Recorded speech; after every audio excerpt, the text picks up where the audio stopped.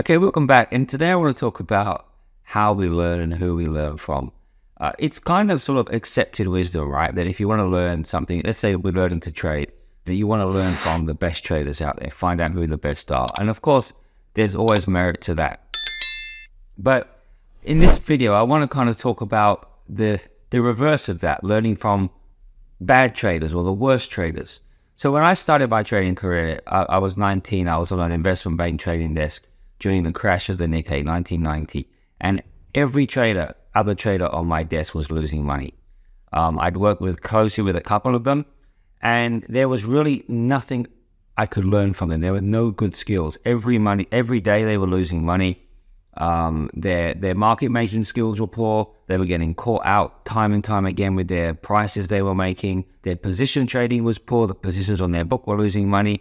So how can I learn in an environment when everybody around me was just doing badly and not able to make money, not able to teach me? And the reality was that I had to go with the information I had, right? So that meant analyzing what these traders were doing wrong. Words get bandied around quite easily in this industry of he's a good trader, he's a bad trader. What does that mean?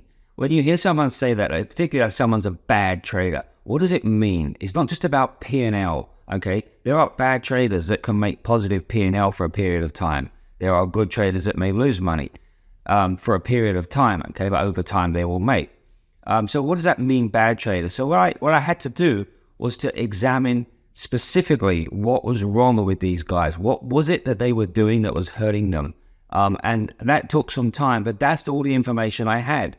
And from there, try to reverse engineer. Okay, if this is what I think they're doing wrong, then how could I correct that? And reverse engineer good techniques. It took some time for me to do that. Similarly, learning from my own mistakes. Every time you make a mistake, you should treat it like a learning tool.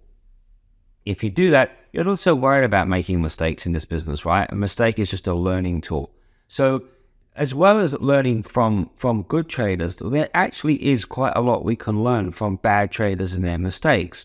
Of course, the positive thing that I had in that environment was, as a brand new trader, I hadn't made any mistakes yet. So by analyzing their mistakes and their bad things that they were doing, it enabled me to basically shortcut some of that learning curve, because I could learn mistakes that were possible before I did them.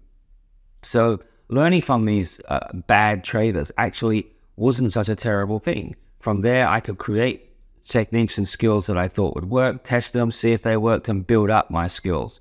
Of course, anytime you try to access a skilled or good trader for education, part of what he's going to teach you is going to be made up of the mistakes that they have made and trying to prevent you from making those mistakes. And I think that a lot of retail traders miss that aspect of it.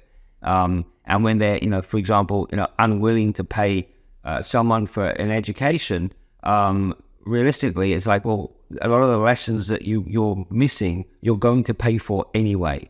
And again, replicating with the Norden method, one of the most, I think the most successful aspects of the website is not the course itself. It's the fact that when new traders are sending me their videos, I narrate them and explain precisely what the mistakes they're making are, precisely how you can improve on those mistakes. And we've posted dozens of these. And anecdotally, not just anecdotally, we can see now that has shortened the learning curve. My students, like what I did, are not just learning my course and learning the positive aspects of what they should do. They're learning from the mistakes that their peers are making so that they then don't make those mistakes. So learning from mistakes is a key part of learning to trade. You will either learn from your own mistakes. Now, if you only trade for yourself, you might make, a mistake here and a mistake there and learn from it. But if you can learn from dozens of people's mistakes, it makes the learning process much quicker. And I think a lot of retail traders are reluctant to do this, so they just want to learn from their mistakes in their own way. One mistake may cost you $5,000, $10,000 potentially, depending on the type of trading you're doing. So you have to ask yourself, is it worth paying to learn those mistakes quicker? But again, coming back to the summarize what I'm saying, learning from the best, of course, you want to learn good trading skills. But you can learn a lot from looking at traders that are losing money from traders that are poor. And it is a big if you can precisely analyze what they're doing wrong and understand how to correct it. So should we learn to trade from some of the worst traders or from traders that are struggling? Absolutely, we can learn from those people.